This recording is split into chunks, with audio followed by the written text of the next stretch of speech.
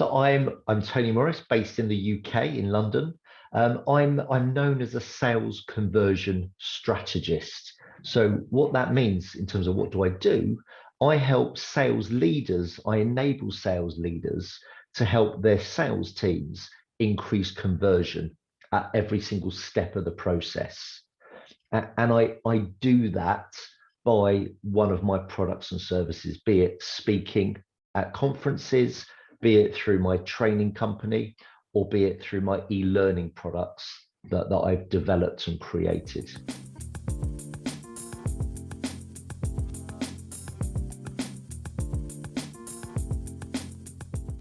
Yeah, so sales has changed massively. I think if we look at just say the last 10 years, they claim that when a prospect makes an inquiry 10 years ago, they were probably 10% through their buying decision process. And the claims now made that they're about 58% through their buying decision process. So the buyer is so much better researched than ever before. And I think it's not just internet, but they do have resources at their fingertips to learn whatever they want to learn about the potential product, service, or company that they might be buying from. And they also now can research very easily that the stakeholders within those companies of who they might be dealing with and doing business with, and especially with the increase in review sites and review platforms like FIFO, Google reviews, it's making companies more transparent in terms of the service they really deliver to their customers, and most importantly, what their customers think of those companies. So I think that's a huge difference. And because of those differences, sales professionals have to be better prepared than they've ever been before. They have to really research any company that they're looking to work with. They have to have what I call insights, so that not only have they looked at the company's website, but they've read articles, they've read their blog, they may have watched webinars that's been produced by the company, that that the level of knowledge that you now need in order to be successful with the company you wish to work with and convert it from a prospect to a customer is the highest it's ever been, because companies are looking for experts, thought leaders to work with. Therefore, if you're not perceived as an expert, your probability of a successful outcome is diminished.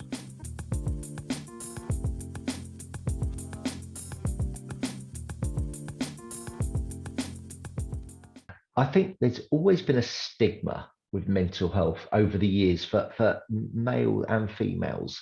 I think it's one of those things that people don't want to talk about. I think they're embarrassed about it. And as I said, there is a stigma attached to it. But I think what the world has gone through the last 2.5 years has really brought this to light now. That I think that the shift has changed, that it's now acceptable to talk about mental health. And I think, so many people suffer in silence. And I think the thing with mental health, especially in business, but if we focus on in sales, attitude is one of the most important aspects in sales. I'm a big believer that I'm not saying that if you've got a positive attitude, you're guaranteed success. That's just not real life.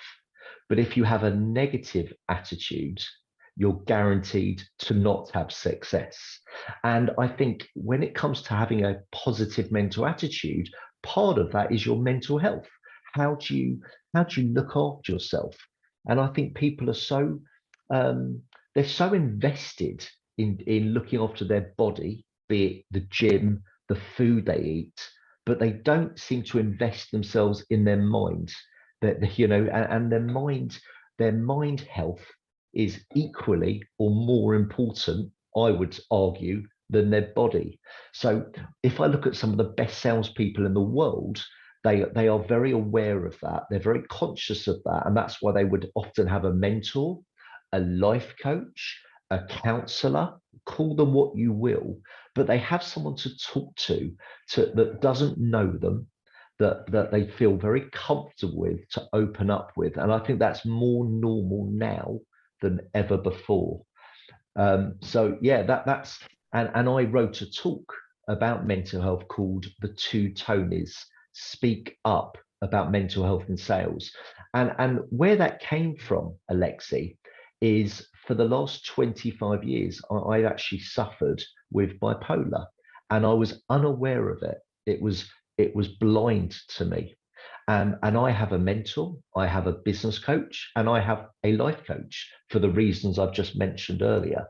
And after speaking to my counselor in a bit more detail and explaining the sort of behavior patterns that I've displayed, she believed there may not, they can never 1 billion% be certain, but that I may have mild bipolar. However, I've been able to cope and manage that for 25 years in my sales career. And I've developed strategies to handle it effectively, because I'm very high functioning. So I'm not a typical person with, say, severe bipolar. I don't have any of those signs. But by creating my talk and my methodology is Speak Up.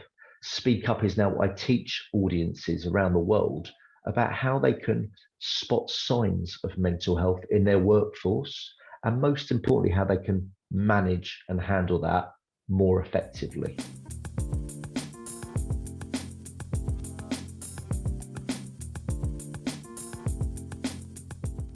There's a few, actually. There's quite a few. So I've had the pleasure of working with over 400 companies across 60 industries. So I've seen a real insight into all different businesses, whether they're business to business, business to consumer, and no matter what their industry is. One of the biggest mistakes is they invest very heavily in marketing. So they spend a lot of money and time on utilizing different platforms, different mediums on marketing to generate leads. But they don't often invest enough time in the salespeople who are dealing with those leads. And for me, it's almost like having an amazing website that no one knows about. And there's no point investing all this time and money in generating an abundance of leads if the people dealing with those leads aren't skillful or haven't been invested in and haven't been developed, because the conversion cannot be high if you're not helping build that team. So I think that's the first big mistake. I think a second one is often businesses don't measure their numbers in sales.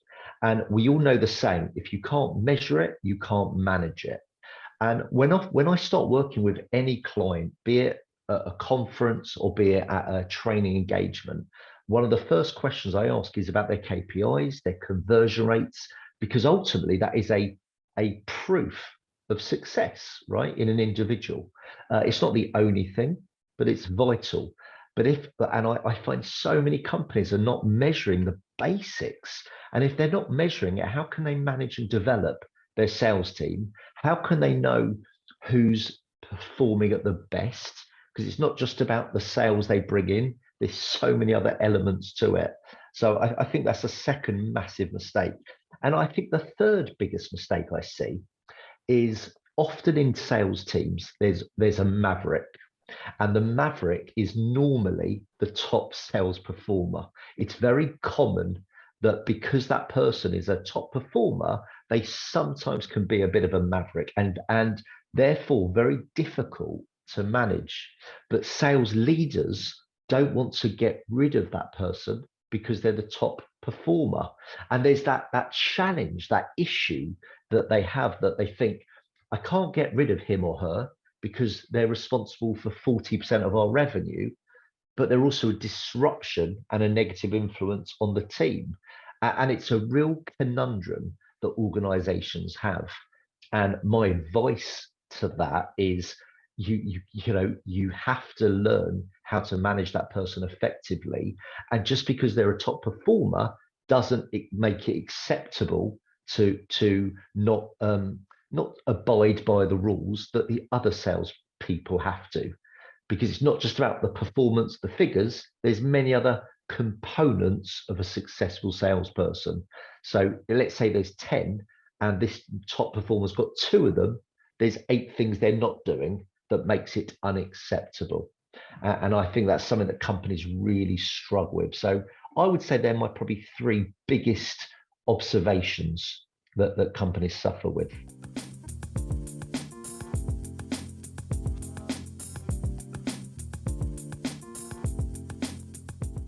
It's a great question. So I've been very lucky, Alexia. I've interviewed what I would consider the top 100 sales professionals in the world. I have a podcast called Confessions of a Serial Seller. And these are people that I've admired my whole sales career. I've read most of their books. I've watched their talks. I've learned from them. And when I codify what they do differently to other salespeople, I've actually broken down 10 things they do, which, if it's okay, I'd like to share with you. I think the first thing is they do the basics brilliantly. And that sounds very obvious, but they call when they say they're going to call. They email when they say they're going to email. They follow up when they say they're going to. They do the basics brilliantly. Most salespeople don't. I think it's the first big thing. The second thing, and it ties into what I said earlier, is they're well researched. Before they converse with a prospect, they've done their homework. They're not lazy, and they know they've got to invest that time to increase the probability of a successful outcome. The third thing is they practice. Good salespeople, top performers, practice. They role play. They listen back to their sales calls, and they're always looking to critique and develop, always. And the fourth thing I would say is they constantly add value. So if they're nurturing a prospect, they would share insights, articles, webinars. They're looking to always be a value add to whoever they're speaking to. So they're not seen as a salesperson, they're seen as an expert in their field. And that leads me nicely to the fifth, which top producers don't see themselves as salespeople. They see themselves as problem solvers. And we know that people buy 4 times more motivated to solve problems than to gain pleasure or goals. And top producers know that. So therefore they know if they can demonstrate how they solve someone's problems or challenges or issues, they're more likely to win them as a customer. I think the sixth thing is they ask for referrals. We all know in sales the easiest lead is a referral because they've been endorsed by someone. So therefore we know by nature of that, we're going to convert higher on a referred lead than a cold lead. And equally, we never have to negotiate on our price, because when we've referred, if the person there says, is there any movement on your price? You can say, absolutely not. The person who referred me paid that, and I would be doing a disservice if I did anything different. And many salespeople get referrals. Top salespeople get and ask for referrals. Big difference. I think the seventh out of the 10 points is they use the resources available to them. They use the CRM system properly. They have their own lead generation tools that they know work. They use video email software. So before they do a call, they probably send a video email articulating their value proposition, what they do differently to help customers like them. And they might do a bespoke video for 30 seconds before doing a follow-up call. Most salespeople don't do that because they're lazy and they like to cut corners. I think the eighth thing is top producers use success stories. They've built their own story deck of success stories where they've helped other people or other businesses like them. And they have stories for every situation, because we know as salespeople, facts tell, stories sell, and they have their own story deck. I think the ninth thing is they are always learning. One of the great sales professionals I interviewed on my podcast was Art Subject. His book Smart Calling was the first book I ever read. Fantastic. And something Art said was powerful. He said, nobody graduates from the school of selling. And I love that because Art, bless him, who's I think in his early 60s, is still learning. And this is a multi-millionaire, self-made from sales, but he still goes to conferences, he still reads books, so on and so forth. So top producers know that, and they know that they're work in progress. And I think the final one, and again, it's something most salespeople do, but something top producers don't do, is they don't leave money on the table, because they understand their job is to serve and help, not to sell. And when they understand that, they want to offer any product or service that can genuinely help their clients.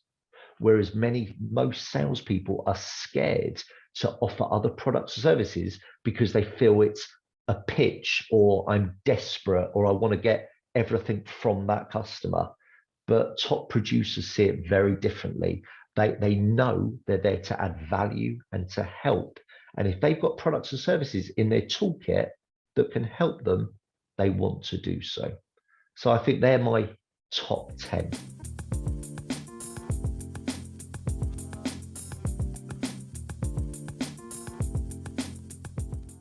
Oh, well, first of all, thank you very much. And it was an absolute honor to have that accolade, really. I think I've been in sales for 22 years, and I never tell people I've had 22 years of experience. I tell people I have 22 years of success. And I don't mean that arrogantly. I mean that because you could have 45 years of experience performing very average. I'd much rather take someone who's got 10 years of success over experience. And I guess it's down to a few things. And I'll probably say five that I think are useful for sales audiences.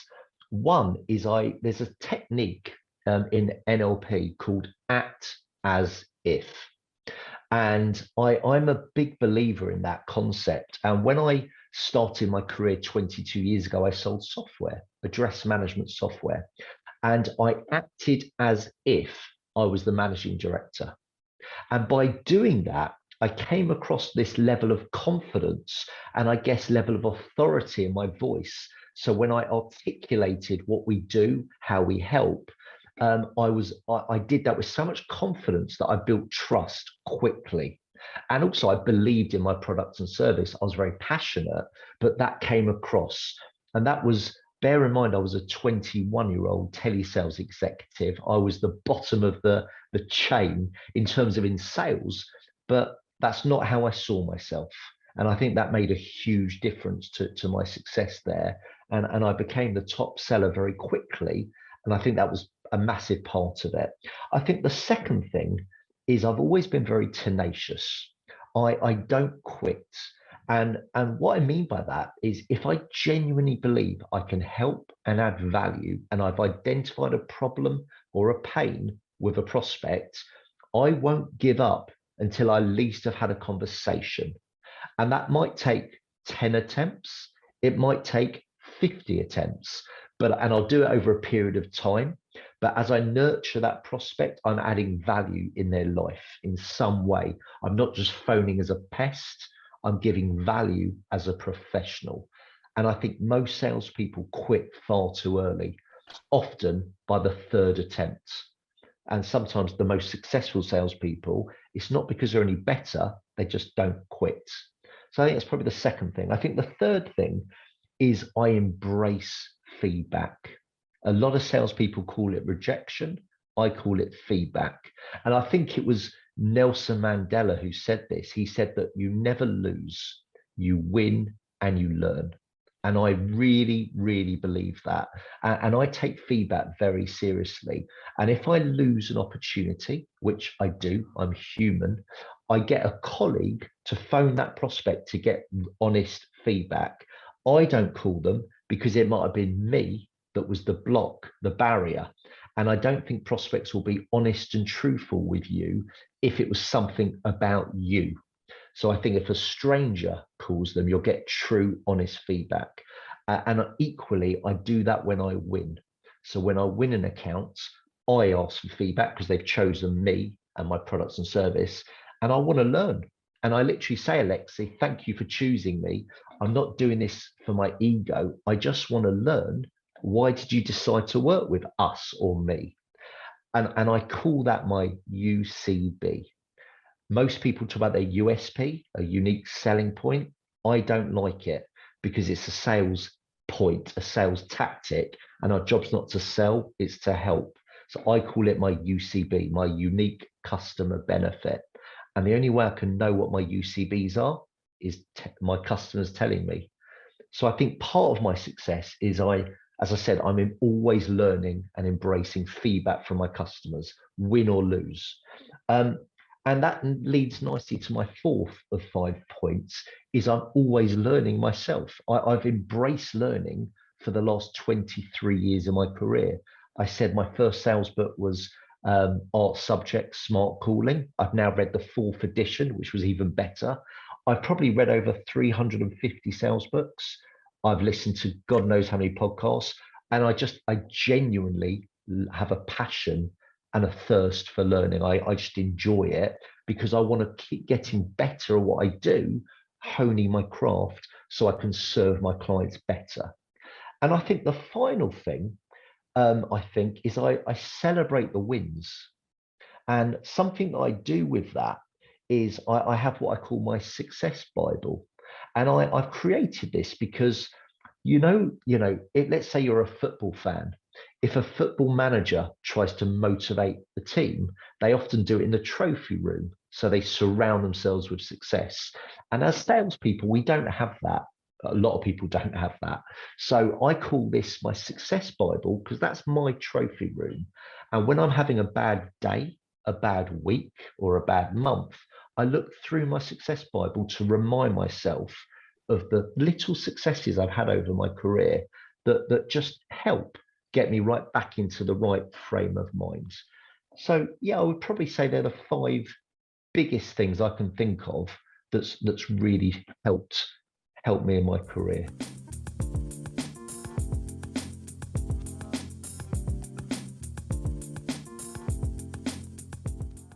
So you asked me sort of what's next for me, and I think there's 2 big things. One sales conference that I've always been a big fan of and watched virtually is a conference called Outbound in Atlanta, Georgia. And it's run by 4 of the sales gods that I've learned from, one of them being Jeb Blunt. He's written 16 books, they're phenomenal. And I've been very privileged and honored that they've invited me to speak on the stage this September in Atlanta. So I think one big thing for me is I've always wanted to work in America. I've been very lucky. I've traveled and worked in 29 countries, mainly around Europe or Asia, but never in America. So I think if I can crack America, I think that would be quite exciting. And I think the second thing is during the pandemic, I saved a lot of time because I didn't have to travel. And most of my work obviously was virtual. And rather than just lie in, I use that time wisely, and I built an e-learning product. So I put all of my content into bite-sized videos, and I've developed one for real estate and one that's a bit more general. But I've just done a JV with the biggest mortgage broker in the country. They've got 2,500 advisors. They're a customer of mine, and they own 10% of the mortgage market. And we've just done a JV, and I've now built Mortgage University. So I think that's going to be a big focus for me to help advisors, which ties in really nicely to real estate and estate agents that I can also serve and help. So yeah, that's my big focus for definitely the next 12 months.